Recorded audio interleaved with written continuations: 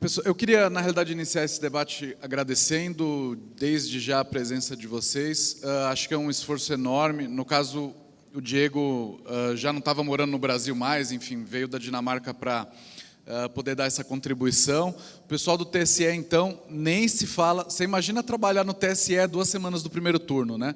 Eu acho que deve estar meio bagunçado a rotina de trabalho de vocês, mas, enfim, a gente fica super honrado de... não só a presença do Rodrigo, enfim, veio uma comitiva inteira do TSE para acompanhar esse trabalho. Queria agradecer também a visita dos canais de imprensa, a gente está com a presença da Globo News aqui, então acho que é um trabalho importante que a imprensa também faz, de ajudar a levar essa discussão adiante. E o que a gente, enquanto plataforma como evento, vem tentando promover em torno dessa temática, é justamente a transparência em torno da discussão, né? E a gente, para quem acompanha o Mindsec há algum tempo, já viu outras palestras do professor Diego Aranha. Para quem visita os eventos em outras cidades, o Rodrigo vem visitando alguns eventos nossos, tanto os eventos técnicos como os eventos de gestão ao longo do ano, até num arranjo meio informal nosso aqui de poder estar preparando esse debate que a gente vem tendo aqui hoje. Eu acredito que essa aproximação, ela é um amadurecimento muito importante, e eu acredito que a gente vive uns tempos meio malucos, né? E um dos grandes problemas desses tempos malucos é que, às vezes, as redes sociais criam uma certa bolha de informação e faz com que as pessoas fiquem mais propícias a acreditar em certas teorias de caráter conspiratório. Porque, obviamente, se você está na rede social e você tem a impressão de que só existe eleitor do mesmo candidato que você, porque todo mundo concorda com você dentro, porque é assim que funciona, né, o algoritmo da rede social, para garantir que você acha que a rede social é um lugar palatável, digamos assim, né, para você estar, é lógico que as pessoas ficam mais afeitas a achar, tipo, não, mas deve ter alguma maluquice acontecendo, porque todo mundo que eu conheço vota no candidato tal e eu não vejo o candidato tal aparecendo no sistema, enfim. E eu acho que é um papel importante da gente estar promovendo esse debate. Vai ser a última vez, enfim, que eu vou tentar falar. Eu me sinto meio... Como a gente está em época de debate eleitoral, eu, como moderador, eu modero o debate um monte de vezes, mas eu me sinto pressionado pela minha imparcialidade, né? Porque os jornalistas, não é meu caso, mas o pessoal está super exposto em debate político, enfim. Nós vamos começar, na realidade, dando um espaço para o TSE fazer um contraponto geral, até porque a gente acha que isso vai otimizar um pouco o debate, ou seja, algumas questões de caráter geral já vão ser endereçadas pelo Rodrigo, e eu faço um pedido à nossa comunidade. Eu acho que é uma honra muito grande para todo mundo poder estar participando aqui dessa discussão. E... quando eu fiz o convite para o TSE, e quando eu fiz o convite para o Diego e para a imprensa, o pitch foi assim, eu falei assim, gente, vamos lá, porque a comunidade técnica é uma comunidade mais blindada de questões político-partidárias. Então, acredito que a gente vai poder fazer uma discussão de caráter, digamos assim, mais científico, né? E blindar, de certa forma, essa discussão de umas maluquices, às vezes, que a gente lê por aí, na internet, nos memes, enfim. E eu conto com a colaboração de vocês para que a gente dê uma contribuição de fato e para que isso que eu prometi para ambas as partes, né, de que a gente ia fazer um debate focado em assuntos técnicos e não tanto partidários, possa efetivamente acontecer. Então, eu começo dando um espaço para o Rodrigo. Rodrigo, se você quiser usar um tempo seu aí para fazer meio que um contraponto geral, de repente, às questões aí que foram colocadas pelo Diego, e logo na sequência a gente abre para perguntas da plateia. A gente tem aí os roads posicionados com microfones, a gente meio que deu uma distribuída. Procurem, por gentileza, fazer as perguntas mais claras e diretas possíveis a respeito dos pontos de preocupação, porque a gente também tem um dinamismo aí depois nas respostas. Rodrigo, por favor. Bom, boa tarde. Primeiramente, agradecer ao Anderson e toda a equipe da Flipside por abrir esse espaço para que a Justiça Eleitoral possa falar um pouco mais sobre a urna eletrônica, falar um pouco mais sobre a segurança do processo eleitoral. Particularmente, eu, como servidor do TSE há 11 anos, fico muito triste ao ver todos os ataques que estão ocorrendo em torno da urna eletrônica e da sua segurança. Bom, é importante a gente destacar que a urna eletrônica ela foi uma grande conquista da democracia brasileira. Há 22 anos, o Brasil usa urnas eletrônicas, e, nesse período, a gente pôde observar que todas as fraudes relacionadas ao registro dos votos em papel e ao processo de contagem desses votos foram absolutamente extintos. Não existem mais fraudes. Não existem, simplesmente não existem, não há nenhum relato de fraude desde então. Claro, existem suspeitas, sempre tem suspeitas, mas fraude, de fato, não existe. Além disso, o voto eletrônico, materializado pela urna eletrônica, ele aproximou o cidadão da democracia. A gente pode ver pessoas, por exemplo, deficientes visuais, tendo uma facilidade muito grande para votar. A urna tem vários mecanismos de acessibilidade.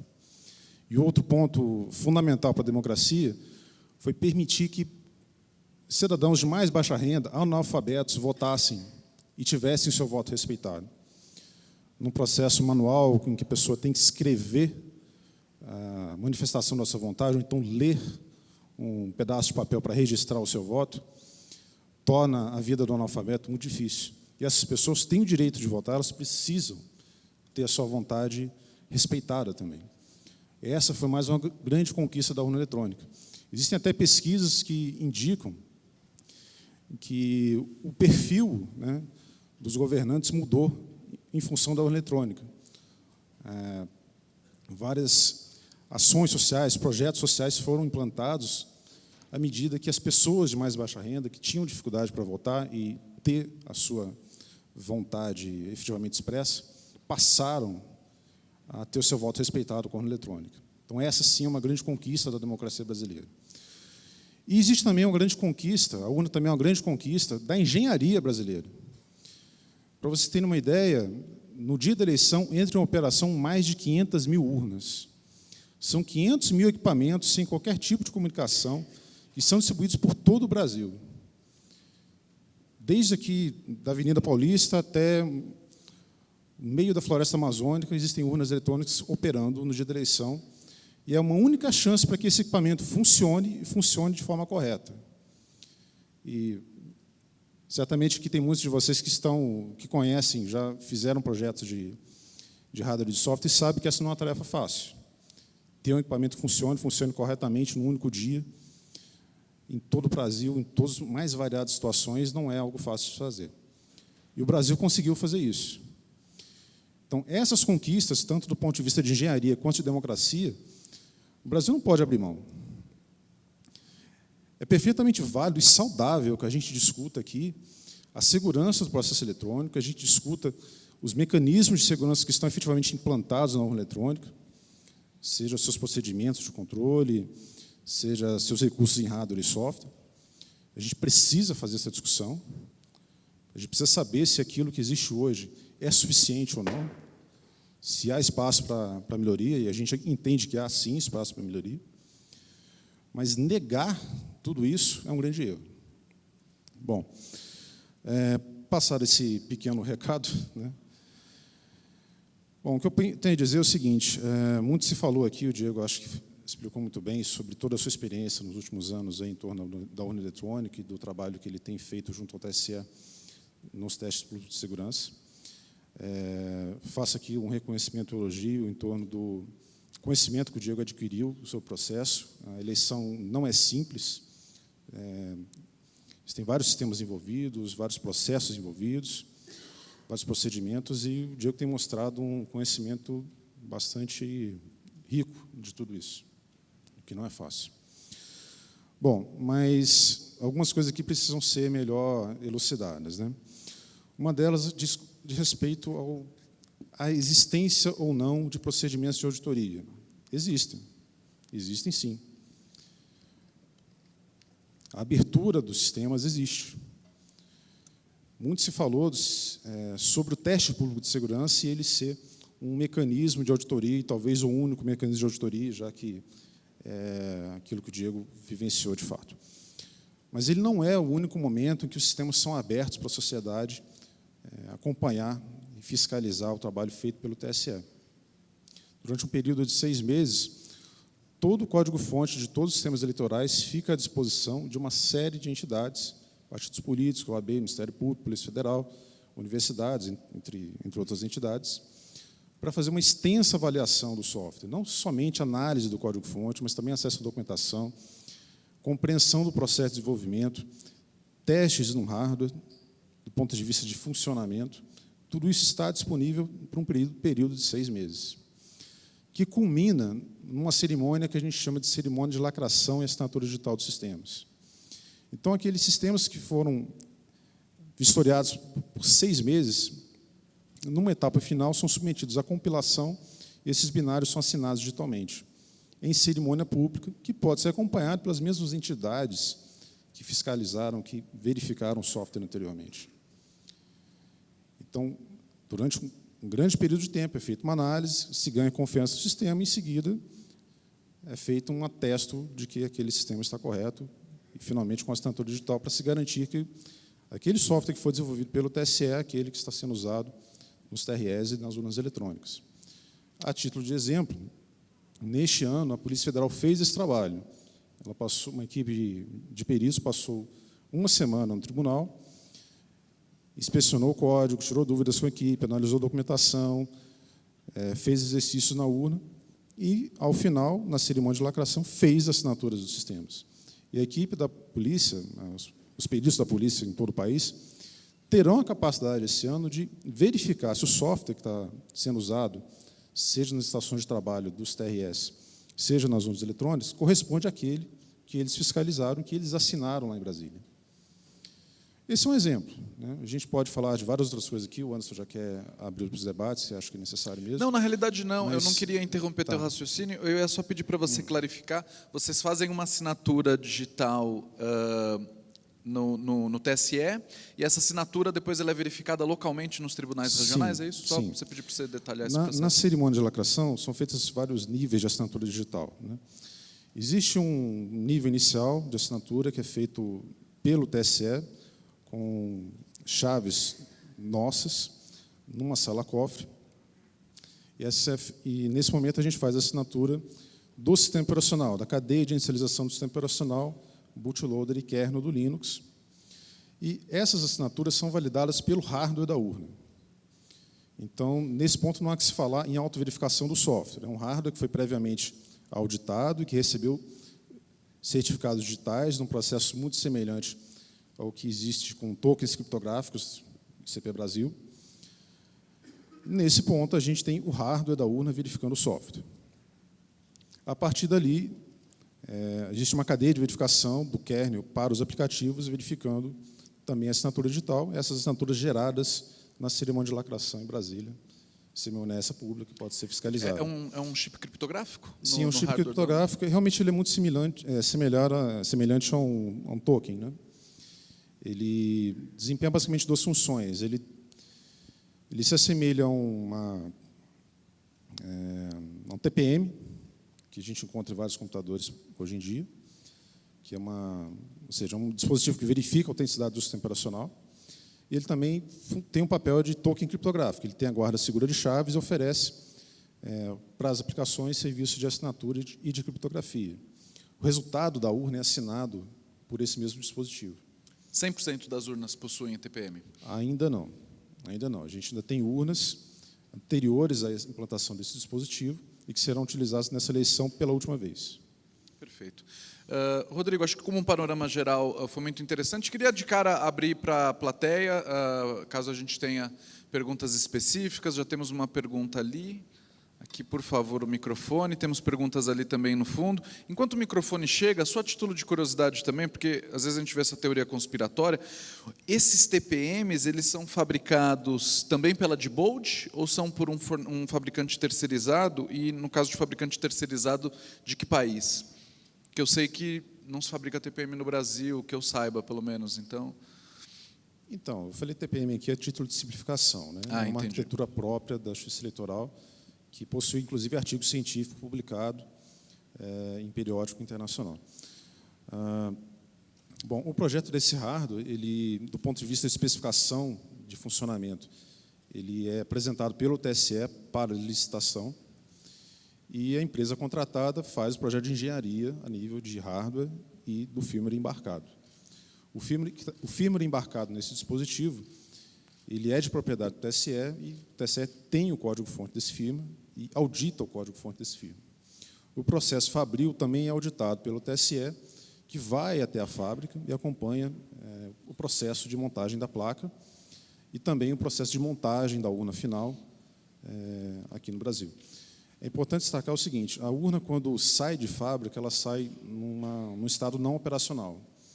Ela não tem certificados digitais do TSE, e, com isso, o teclado da urna não funciona por completo. As teclas numéricas e a tecla confirma não funcionam, somente branco e corrige. É somente isso que o fabricante tem à disposição na fábrica. Somente depois que a urna chega ao TSE ou aos TRS, ela passa por um processo de certificação, recebendo, então, certificados digitais do TSE, e isso libera a urna para plena operação. Perfeito. Mas é um firmware, então, não é uma implementação em silício. Porque quando você fala TPM, às vezes pode levar as pessoas a acharem que é um chip. É um processador ARM. Perfeito. Que tem um firmware próprio, né? Esse processador ARM está dentro de um que a gente chama de perímetro criptográfico. Então, ele tem uma área bem delimitada dentro da placa, e essa área é resinada, né? Se alguém tentar violar essa região, a resina destrói o circuito. Perfeito. E você disse similar a um TPM no sentido de que é uma CPU independente da CPU original da arquitetura, né? Inclusive, essa unidade computacional é a primeira parte da placa a ser energizada. Ela inicia, carrega, faz a leitura da BIOS em memória, valida a assinatura da BIOS, em seguida energiza o processador, que, por sua vez, vai colocar a BIOS em execução. Perfeito. Acho que a gente tinha temos perguntas aí no fundo, né? Ali, já chegou o microfone aí? Não. Ali?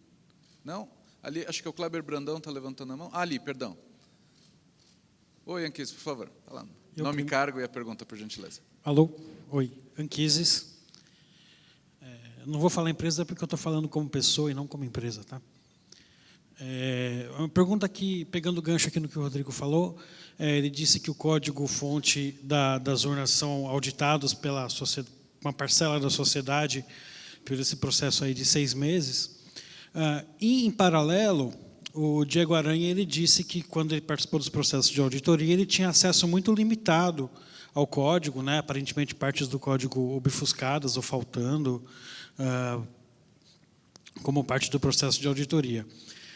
Ou seja, o teste que ele participou, assim, o processo de teste era controlado pelo TSE.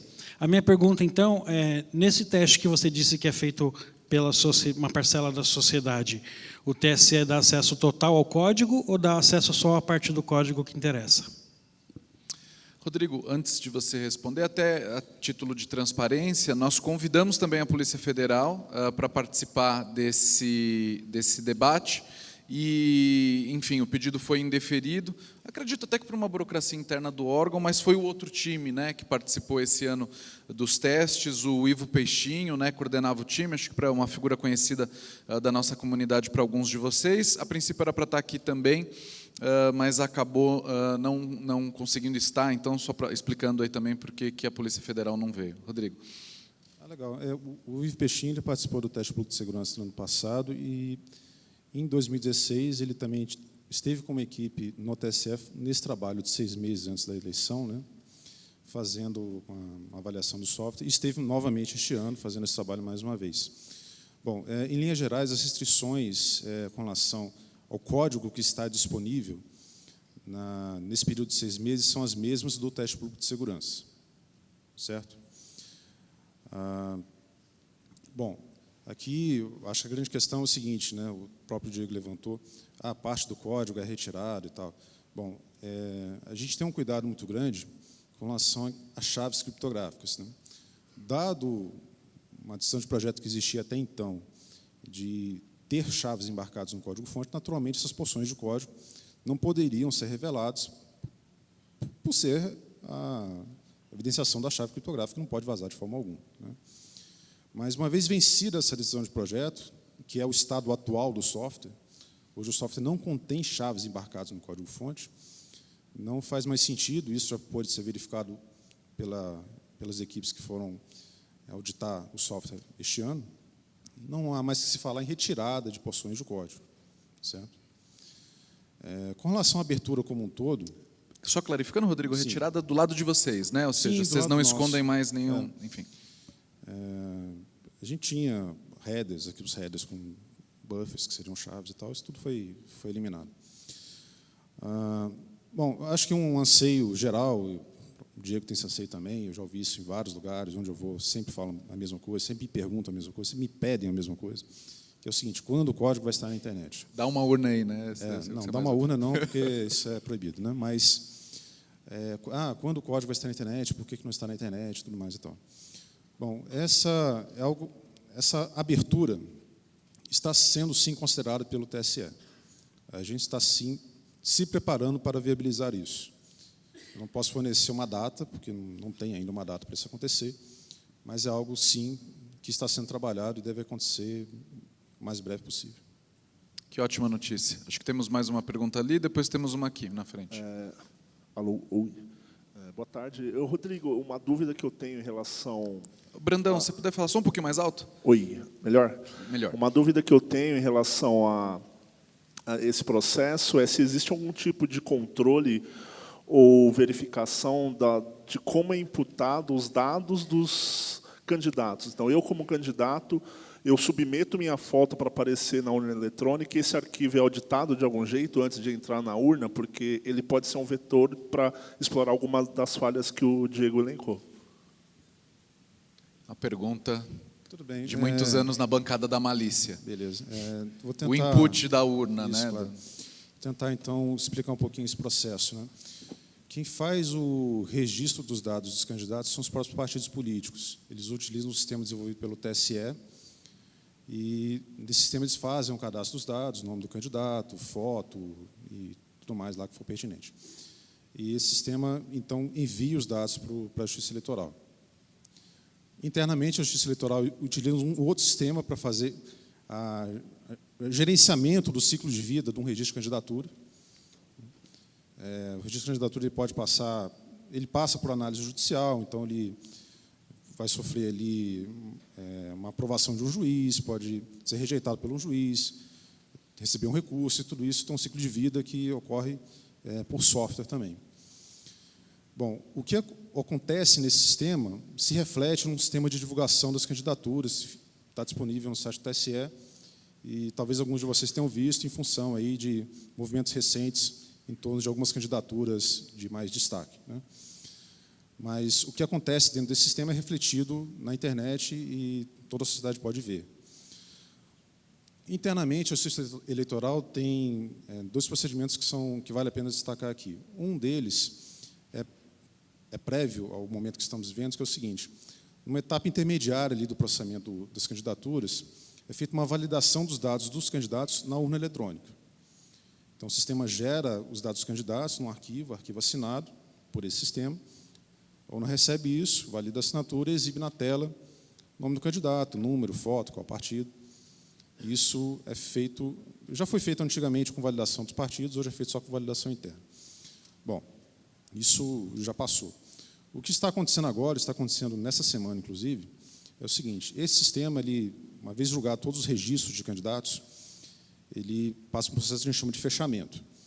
Feito esse fechamento, ele gera os arquivos com os dados de candidato, assinados pelo próprio sistema, e esses arquivos trafegam pela rede da Justiça Eleitoral, chegam na ponta, num cartório eleitoral ou numa máquina no TRE.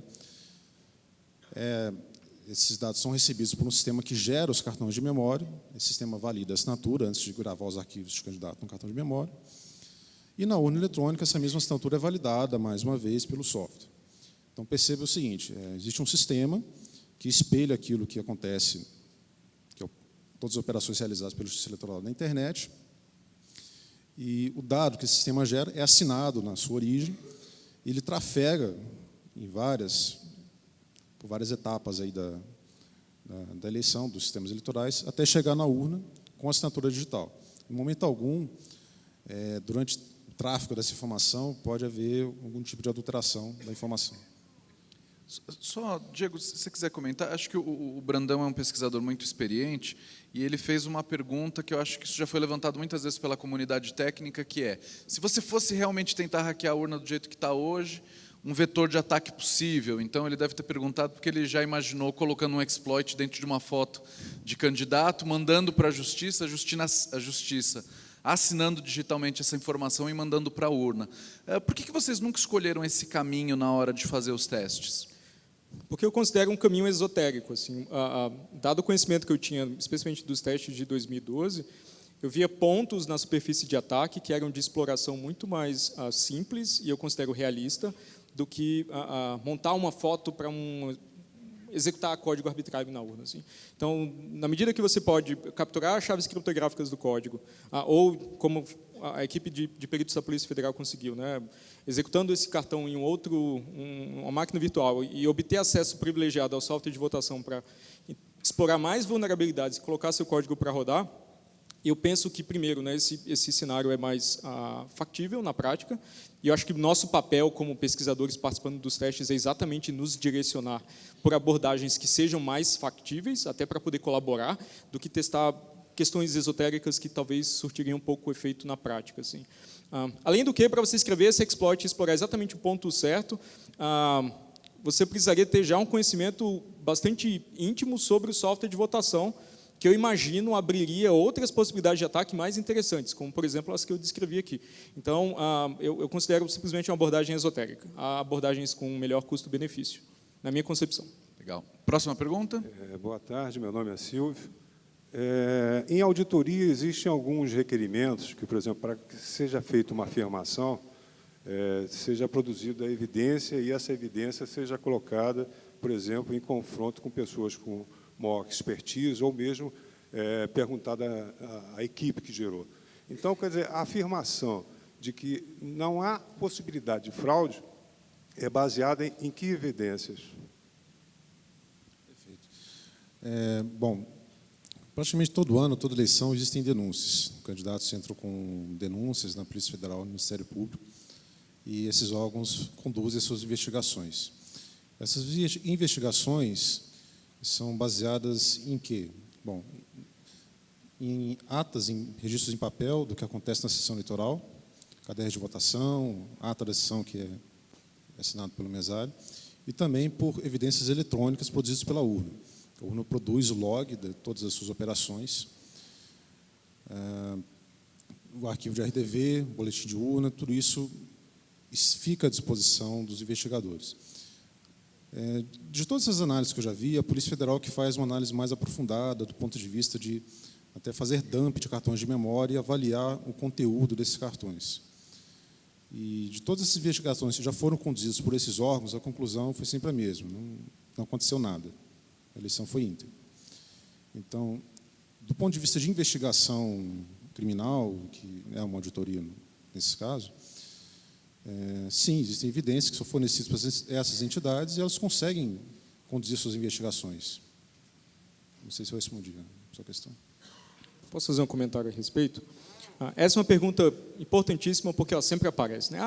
Tanto nas alegações da Justiça Eleitoral, como não haver evidência concreta de fraude em eleições anteriores, quando eu falo a respeito desse tema, se é possível existir fraude, etc., nas próximas eleições, quanto candidatos aí levantando de maneira leviana essa possibilidade, como se uma fraude necessariamente fosse afetar aquele candidato, né, quando, na verdade, o sistema tem problemas que afetam todos os candidatos, todos os eleitores, todos os votos.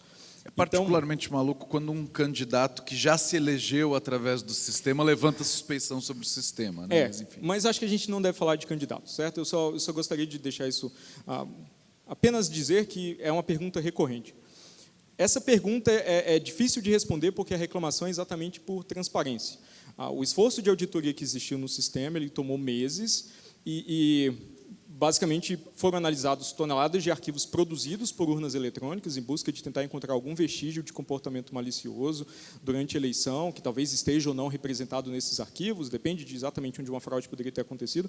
Eu só vou dizer que eu acho esse cenário longe do ideal, onde você tem um conjunto de técnicos gastando meses analisando arquivos, tentando reconstruir a história do que pode ter acontecido no dia da votação, depois de todo esse esforço, ainda assim, produzir um relatório que é inconclusivo. Então, eu devo dizer que eu não acho esse cenário ideal, assim também como não considero ideal a necessidade de você inspecionar milhões de linhas de código antes da eleição, ou ter que debater vulnerabilidades de software em relação a resultados eleitorais. Eu considero que esse debate termina um pouco...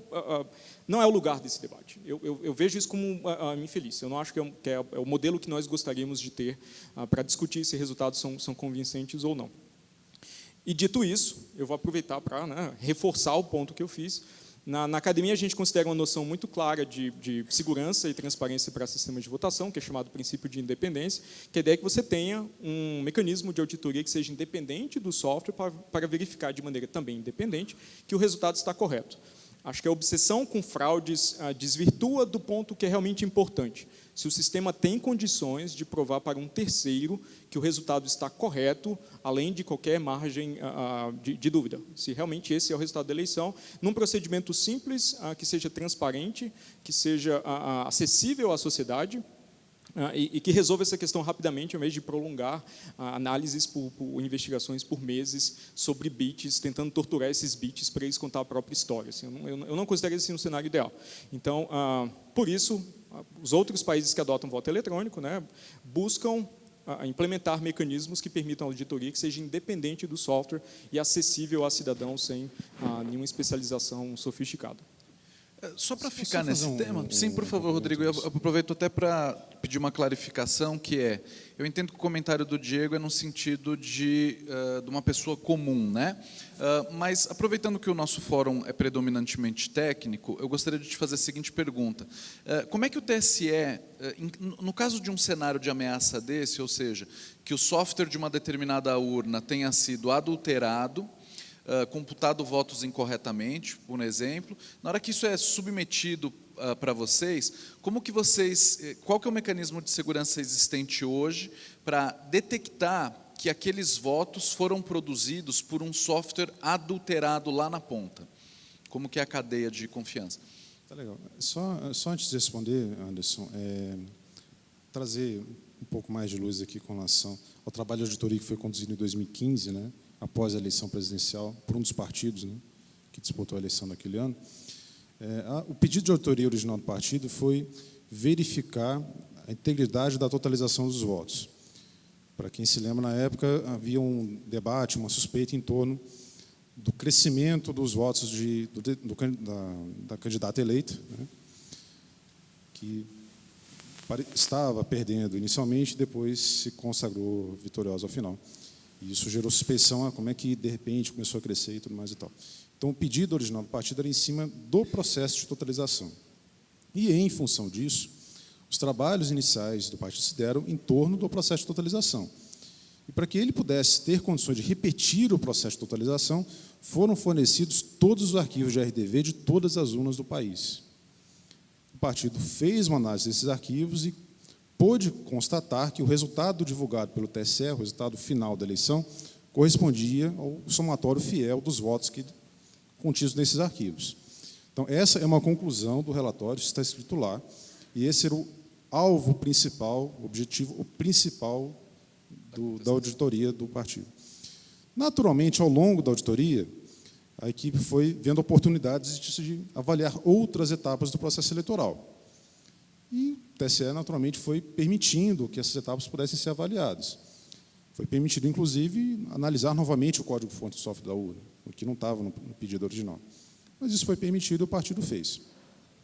A conclusão final, acho que é público notório, a recomendação do partido era a adoção da impressão do voto. Isso está lá escrito claramente.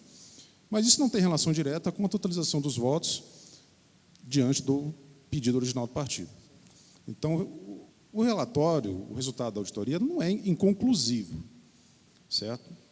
Foi possível, sim, fazer uma validação do processo de totalização dos votos. E essa validação mostrou que os votos foram somados corretamente.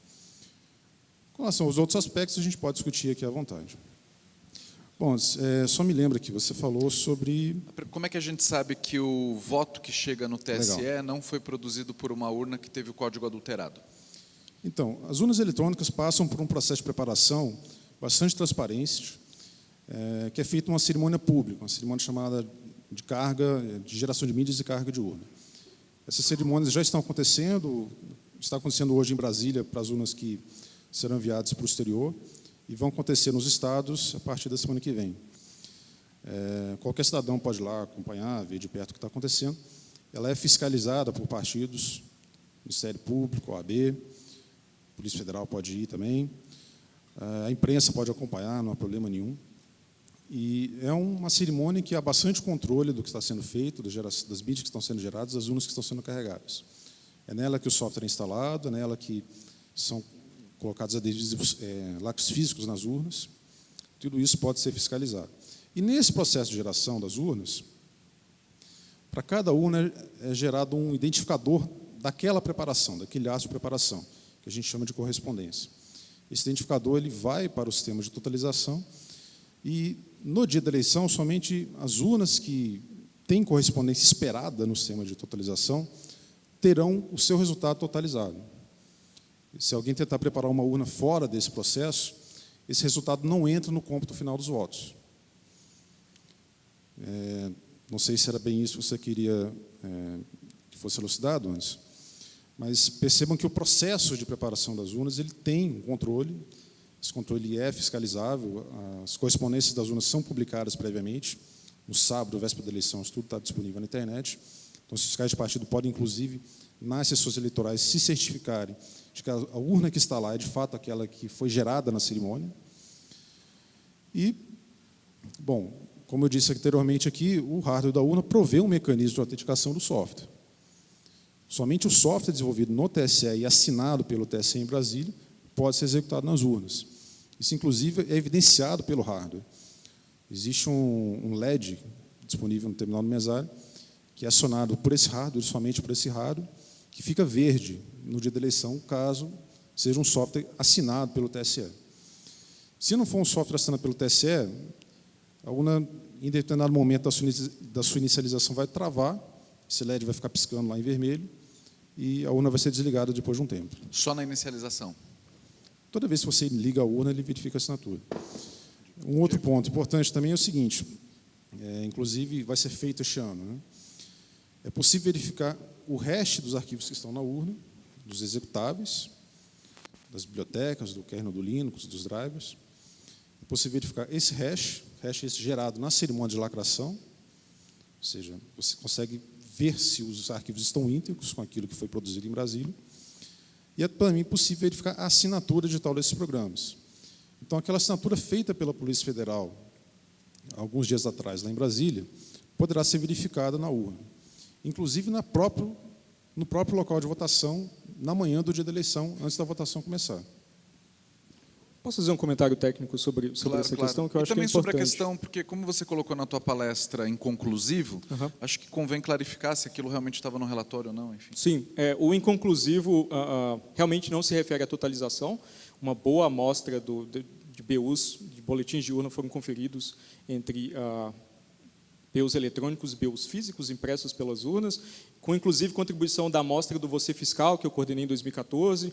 Então, de fato, a amostra é boa o suficiente para se concluir que não houve manipulação em escala suficiente para adulterar o resultado de uma eleição nessa etapa. Então, nesse ponto há uma conclusão. Quando eu me referi a inconclusivo, no sentido de provar que o sistema se comportou de maneira honesta ao somar os votos depositados por eleitores. Por mais que a gente tenha essa confrontação entre BU físico e BU eletrônico para a transmissão e totalização, ainda não é possível para o eleitor verificar se o BU, que é produzido no final da votação, de fato captura a intenção do eleitorado, captura o seu voto de maneira correta, como se gostaria, que é uma garantia que é fundamental, que existe em outros sistemas de votação. Sobre a questão das assinaturas, o que o Rodrigo relata está absolutamente preciso, supondo que os mecanismos de segurança estão funcionando corretamente. Não foi o que a gente observou nos testes de 2017, havia uma vulnerabilidade exatamente na verificação dessas assinaturas que permitiu injeção de código, mas é precisa a alegação dele caso os arquivos tenham sido, a verificação desses arquivos seja correta. Mas é importante determinar que, mesmo que a assinatura digital seja válida, isso ainda não garante que o programa vai se comportar de maneira correta, apenas que ele vem da Justiça Eleitoral. Então, uma assinatura digital, por exemplo, não é suficiente para contornar ou evitar, por exemplo, uma tentativa de fraude sofisticada interna, em que um membro da equipe de desenvolvimento da Justiça Eleitoral decide, sei lá, colocar código malicioso, a assinatura vai ser verificada, o programa vai rodar e o comportamento não vai ser honesto. Então, Eu não digo que isso é provável, que isso tenha acontecido, que isso vá acontecer. Estou tecendo apenas quais são as garantias que uma assinatura digital fornece. Um último ponto é que, se o comprometimento do ambiente da urna for profundo o suficiente, a própria verificação das assinaturas pode ser comprometida, porque ela acontece no ambiente da urna. Então, se o sistema operacional é comprometido a ponto de até o cálculo dos hashes dos arquivos ser adulterado, é possível. Isso não foi demonstrado experimentalmente, mas existe em tese essa possibilidade de que os hashes pareçam corretos, mas os arquivos não sejam mais íntegros. E também não pega tempo de exexão, né? Sim, isso é uma alterações do alteração código, até colocando essa pergunta para você, Sim, Rodrigo. mas aí percebam o seguinte, o trabalho realizado pela equipe do TSE, ele é passível de verificação, seja pelos 6 meses de inspeção de código, a lacração e os testes que podem ser feitos pelos auditores, inclusive no teste público de segurança, seja pela votação paralela, que acontece no dia da eleição, votação controlada, em iguais condições ao que ocorre numa sessão eleitoral. E, pensando ainda em ataque interno, né, até para dar uma dimensão aqui Perdão que não ficou claro para mim, Rodrigo. Qual a garantia que as pessoas que participaram do TPS, de que forma elas têm uma garantia de que o código que elas analisaram é o código que está sendo executado na urna? Porque talvez não tenha ficado claro para mim. Então, essa é uma pergunta estranha, pelo seguinte, o TPS ocorre no ano anterior à eleição e existe uma janela temporal ali em que, naturalmente, o software vai continuar evoluindo, seja para fazer as correções necessárias daquilo que foi encontrado no TPS, seja para continuar com a implementação de novas funcionalidades advindas aí de mudanças de legislação, né? Perdão, talvez o que eu tenha querido perguntar existe um último momento, digamos assim, sim, de teste e auditoria, isso, né? Que antecede ali a cerimônia de lacração dos sistemas. Até aquele momento ali, você pode certificar que aquilo que está sendo visto em termos de código-fonte é aquilo que está sendo compilado e assinado em seguida. Na cerimônia de lacração, inclusive cerimônia é possível de lacração, verificar o código-fonte? Sim, sim. Você pode ver se o código que está sendo compilado é aquilo que você viu, e esse código compilado, você pode acompanhar a assinatura, pode assinar também como entidade e usar essa assinatura para verificar. Isso é uma coisa depois. importante, né? Ou seja, vocês registram o código-fonte, do momento da assinatura, vocês têm uma cópia desse código-fonte, para uma inspeção futura, por exemplo. Então, perceba que assim, a equipe técnica do TSE responsável pelo software da urna, ela está sob escrutínio constante.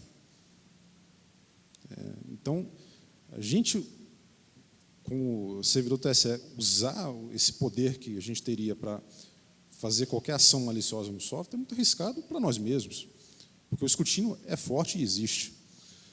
E esse escrutínio existe pelos auditores externos e existe, inclusive, pelas equipes dos TRS. O software desenvolvido em Brasília, ele é desenvolvido somente em Brasília. Mas quem opera esse software são as equipes nos regionais. 27 estados, com equipes bem grandes, testam o nosso software continuamente. Então, um ataque do TSE seria identificado pelos próprios TRS, inclusive. Não é algo que seria fácil de ser escondido. E só para complementar com relação à votação paralela, eu comecei a falar, não terminei. Para quem não conhece, é um processo que todo mundo pode acompanhar e acontece em 2 momentos. No sábado, véspera da eleição, é feito o sorteio de algumas urnas. Essas urnas são retiradas dos locais de votação, elas já estavam distribuídas, seriam usadas na eleição normalmente. Elas são retiradas de lá, levadas para o TRE e guardadas com segurança. As sessões naturalmente recebem novas urnas para ter votação normalmente no dia seguinte, mas o que seria usado de eleição é guardado. No domingo, essas mesmas urnas que foram guardadas são submetidas a um processo de votação monitorado.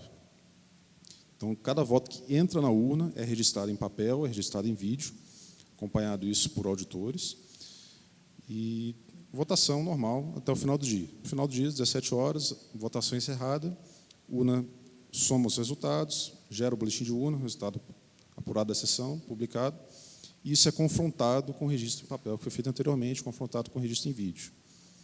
Isso é feito desde 2004. E sempre a urna se mostrou correta, sempre somou corretamente os votos que nela foram inseridos. Existe uma novidade muito interessante para esse ano, que é a seguinte: equipes do Tribunal de Contas da União, do TCU, vão acompanhar a votação paralela em 5 estados. Então, percebam que é mais uma entidade, mais um órgão controlando os trabalhos da Justiça Eleitoral. Então, mais uma vez, com possibilidades aí de tentar burlar o processo pela própria equipe da Justiça Eleitoral ficam muito inviáveis. Perfeito. Pessoal, temos mais perguntas na plateia? Temos uma pergunta ali. Perdão, por favor. Meu nome é Reinaldo. Uma pergunta talvez endereçada ao Dr. Diego. Qual a dificuldade em realizar o mesmo tipo de teste público nesses 6 meses em que o código-fonte está disponível, segundo o TSE, para várias instituições? Qual a diferença e por que o mesmo tipo de teste não pode ser realizado nesse período maior? Basicamente, é uma diferença de formato, né? Então, nos testes de segurança, as equipes têm 3 dias para estudar o código-fonte, depois 4 dias, na edição passada a gente teve 4 dias para montar os ataques, felizmente com um termo de sigilo de escopo muito curto, de duração muito curta, e o objetivo é montar ataques contra o sistema que lá está, com conhecimento parcial que pode ser extraído do código-fonte, tentar montar ataques, né, que colaborem com a segurança, o incremento de segurança do sistema, ao se demonstrar experimentalmente que algum dos mecanismos de segurança falhem em cumprir sua função. A janela de inspeção do código, acho que tem uma função bem distinta. Primeiro, ela não... Rodrigo, corrija-me se eu estiver enganado, mas ela não permite você atacar o sistema ou gerar um cartão que possa ser atacado nesse período. O objetivo é outro, é apresentar o código-fonte que vai ser usado naquela eleição para fiscais externos. Claro, como eu também falei na palestra, com suas limitações, porque o código vai mudando ao longo do tempo, evidentemente, né? Ele está em processo de desenvolvimento, ou até os fiscais podem solicitar que mudanças sejam feitas, então é natural que ele mude ao longo do tempo. E essa base de código com complexidade muito grande, que dificulta, a meu ver, se obter um resultado conclusivo de que o sistema é seguro, ele funciona como deveria, ou ele é resistente a tentativas de manipulação. Entendo também que nessa janela de inspeção de código há um termo de sigilo vigente, cujo escopo eu não sei, eu não sei se nessa edição da inspeção de código ele foi limitado ou não, mas que ele restringe o que um pesquisador eventualmente possa publicar a respeito dessa experiência. Então, a meu ver, para a comunidade técnica de segurança, os testes de segurança oferecem condições de trabalho, ainda por causa das limitações, ainda considerando as limitações, condições de trabalho que são mais favoráveis para se fornecer, de fato, uma contribuição efetiva para o incremento de segurança do sistema e poder se relatar com clareza e com honestidade quais foram os resultados lá encontrados. Entendo que a janela de inspeção de código tem um objetivo completamente distinto, ou parcialmente distinto. Há uma interseção entre as duas coisas, obviamente, mas os objetivos são distintos. Não, é isso mesmo, Diego. E só complementando, né? O teste público de segurança tem como grande objetivo a busca por defeitos. É contar com a comunidade técnica, contar com o apoio da sociedade para buscar defeitos. E, claro, que a gente possa corrigir esses defeitos. Esse período de 6 meses de avaliação, ele busca verificar se o software faz o que deveria. Parece sutil, mas é uma diferença importante. Voltando um pouquinho para o teste de segurança, eu entendo todas as críticas que o Diego faz com relação a controle, burocracia e tudo mais e tal. Reforço que não é a intenção do TSE, não é a intenção da Justiça Eleitoral dificultar os trabalhos de forma alguma, a gente não tem interesse nenhum nisso. Se fosse só para promover uma suposta qualidade do software, uma suposta segurança, era melhor não fazer o teste. Todo esse controle que a gente faz é com vistas a ter certeza de que aquilo que está sendo visto, identificado pelos investigadores, de fato vai ser reportado e que a gente tenha condições de repetir os ataques que foram realizados e, a partir daí, realizar as correções devidas, né? É meramente com esse objetivo. E, naturalmente, a gente, recebendo críticas ao longo de todos esses anos, a gente tem buscado aperfeiçoar esse processo, tornar o teste menos burocrático, com a carga menor, e, assim, viabilizar um trabalho mais tranquilo para os investigadores.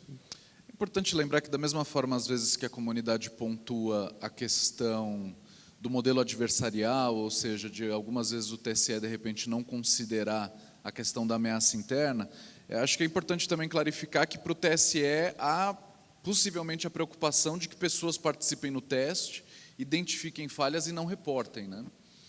acredito que essa seja ou seja, durante a pessoa, né, acaba sendo, enfim. Mas esse é um risco que continua a existir, não importa qual controle você implemente nos testes. Um partido pode enviar um participante malicioso que vai lá só para coletar informação e não relata nada ao TSE. Então, foi exatamente com esse argumento que a gente criticou bastante o termo de sigilo de 2016, porque ele não protege de um fiscal, de um participante malicioso. Perfeito. Tanto que o termo mudou. O termo mudou.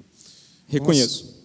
Com relação a modelo adversarial, o TSE tem sim uma preocupação com ataques internos. O próprio processo de lacração de sistemas ele visa mitigar um ataque interno.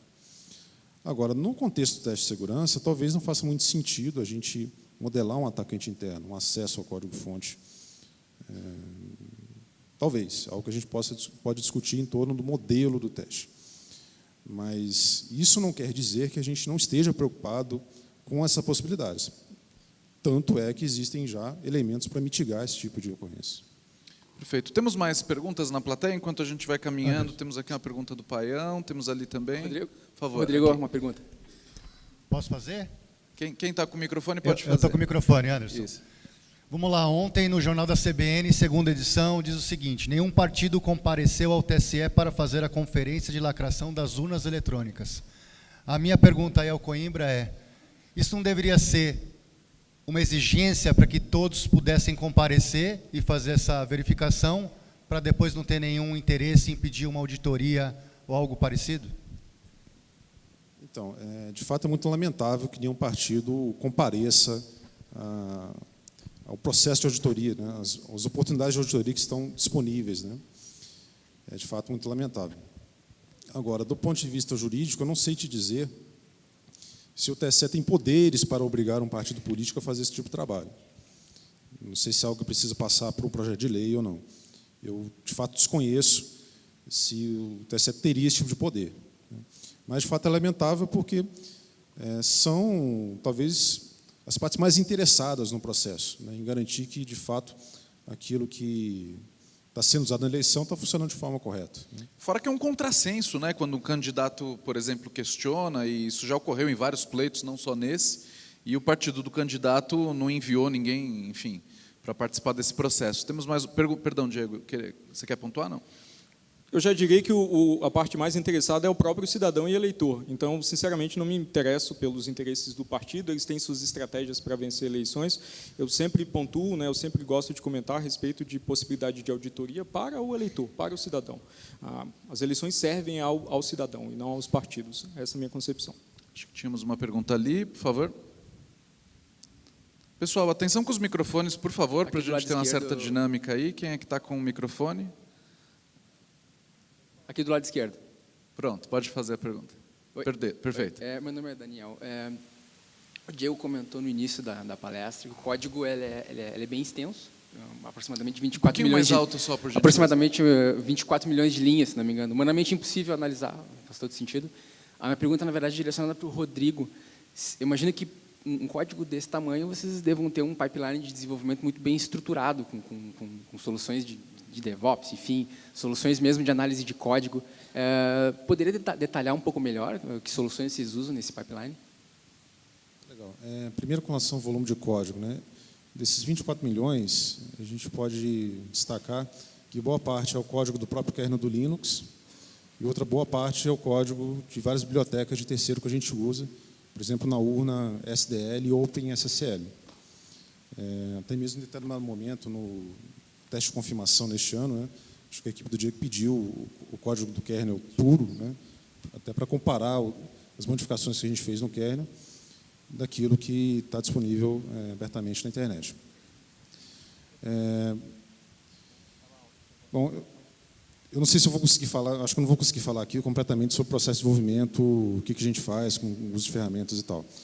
O que eu posso dizer é o seguinte: a gente usa o máximo de ferramentas de código livre, o nosso compilador de GCC, a gente usa análise estática de código, CPP-Check, Flow Finder, isso é rotina no nosso trabalho.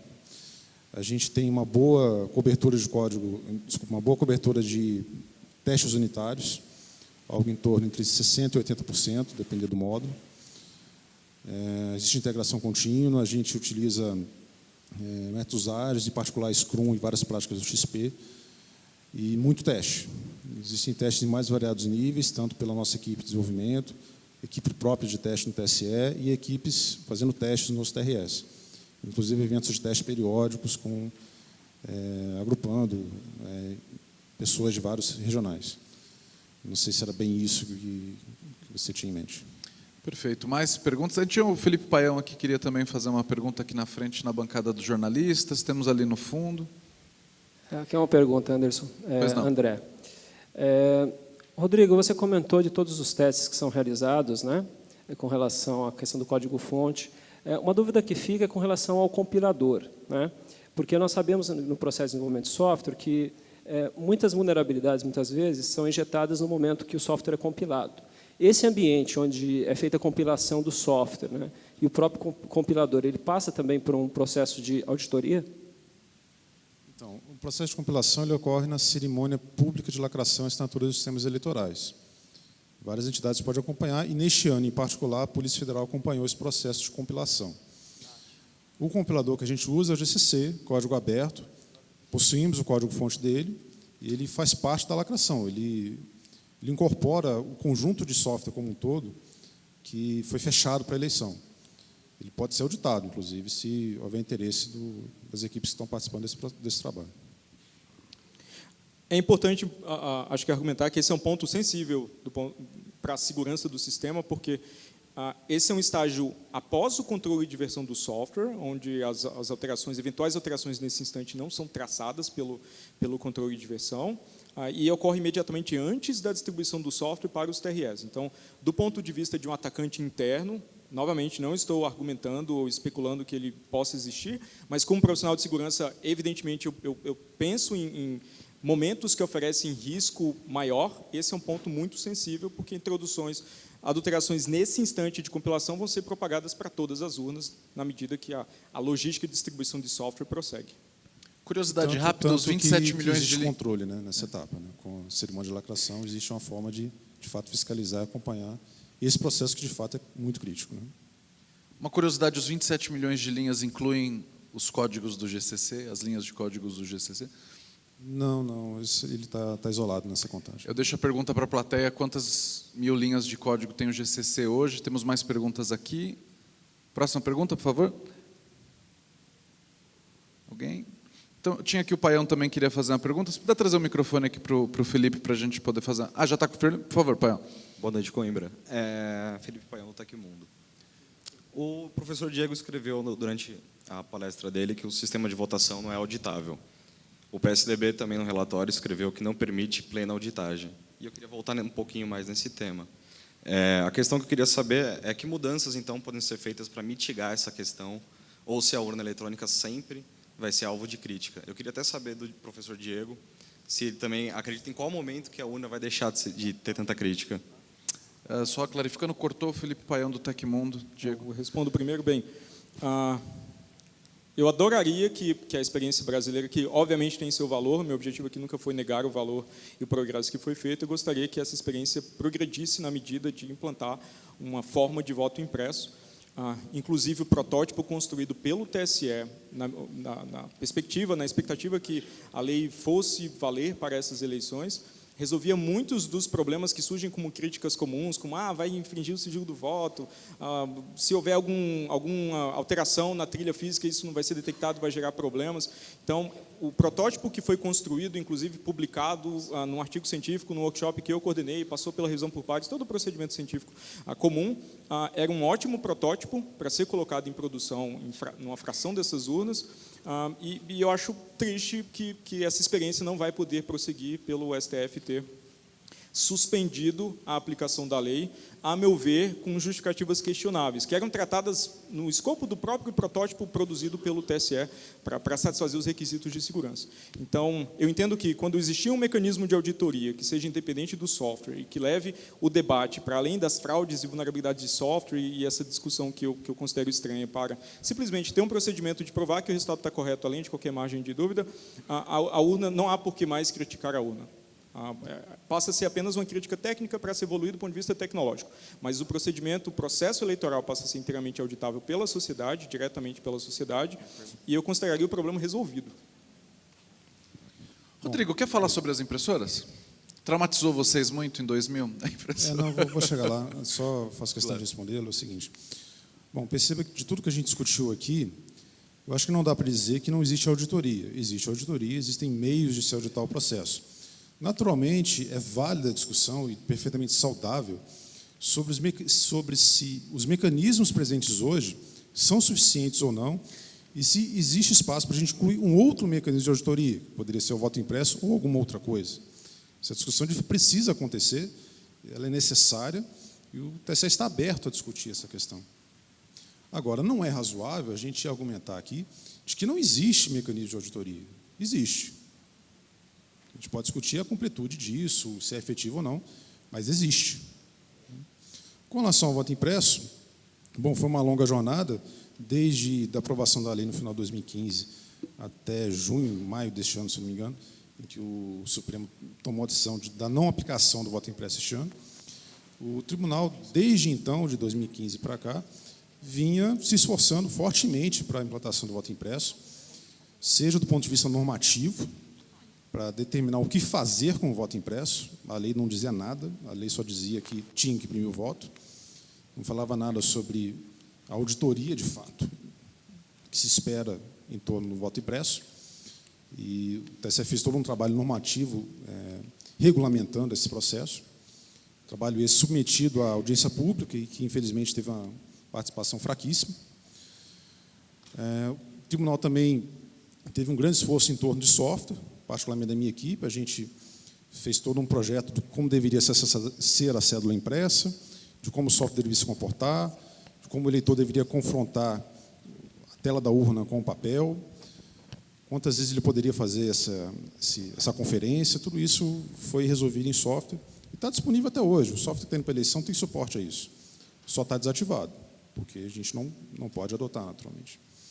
E, do ponto de vista de hardware, houve processo licitatório, o projeto estava em pleno andamento quando houve a suspensão pelo STF, estávamos ali em vias de receber os primeiros protótipos. Então, houve todo um trabalho em torno disso e, não sei, vamos ver agora como vai ser a decisão a nível de Supremo com relação ao futuro desse mecanismo. Perfeito. Pessoal, a gente estourou super o tempo.